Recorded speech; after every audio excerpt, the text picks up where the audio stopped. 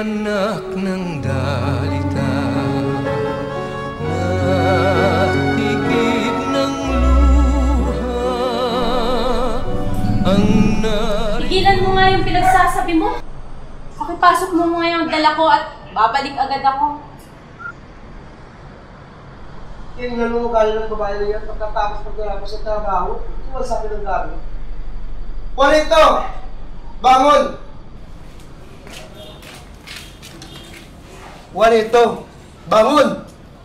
Ipasok mo mga gamit ng nanay mo. Juanito! Bangon! Pero tay! Wala ng pero-pero! Tingnan mo ang katatanga mo, ang pagpahinga ay para lang sa mga pagod. Kamukha ko, matatanda. Sabi ni Nay, kayo daw pasok. Gawin mo ang inutos ko! Sabi ni Nay, kayo daw pasok yun eh. Pwes, ngayon na ipasok mo ito! Ayoko! Ayaw mo? Tandaan mo lang namin mo dito, matatamaan ka. Kung bata ka, lagot ka pag nakabutan kita. Tay! Pwesip ka.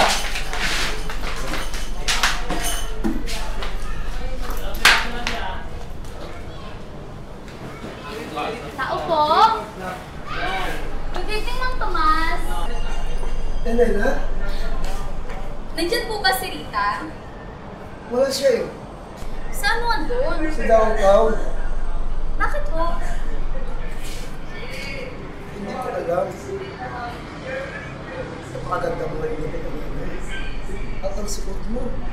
Napakaganda. Nakalakad ka pa ba yan? Siyempre naman, Mang Tomas. Nakakarating po ba ako dito kung hindi ako nakakalakad? Sige nga, Elena. Lumakad ka para paniwala naman ako sa'yo. Mang Tomas naman. Ako si Elena, kaibigang matalik ni Rita. Heto na naman tong tatay ng kaibigan ko. Pag nakakainom, panay pambubolang nalalaman. Ay nako. Bale, high school graduate lang ako. Mahirap lang kami kaya di ako napagtapos ng magulang ko sa college. Magsasaka lang kasi sila sa Masbate.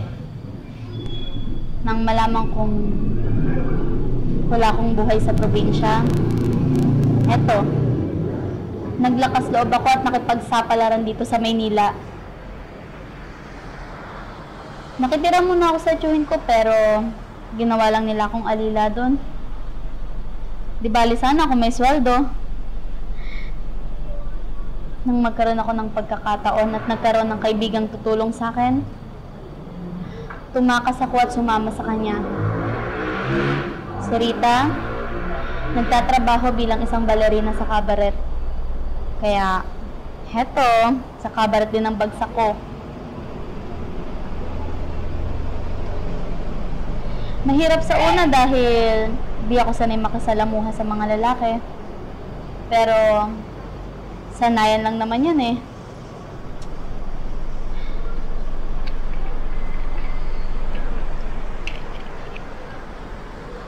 Di kalaunan, napapayag na rin ako ng mga parokyanong sumama sa kanila. Kasi,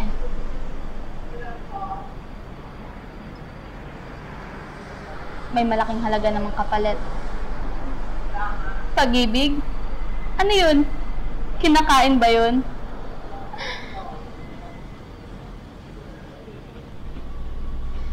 Umibig na rin ako minsan pero sa larangang to, hindi ka dapat nagseseryoso. Dahil katawan lang naman namin ang gusto mga lalaki, hindi ba?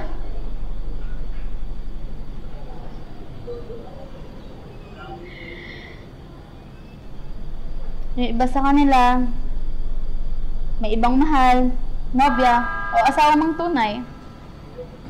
At ano naman magiging papel namin? Isang parausan?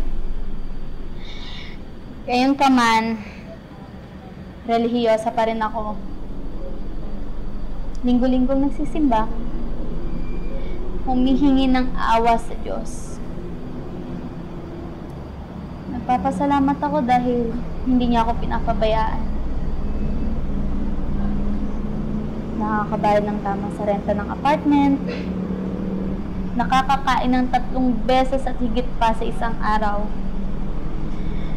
May magagarang mga damit. May mga kaibigang totoo tulad ni Narita.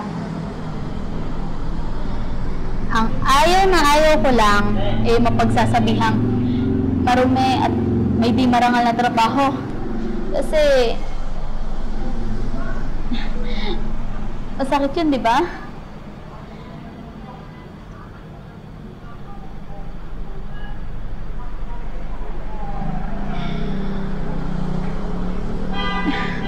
Malay nyo, balang araw, makapagbagong buhay din ako. Habang buhay, may pag-asa, di ba?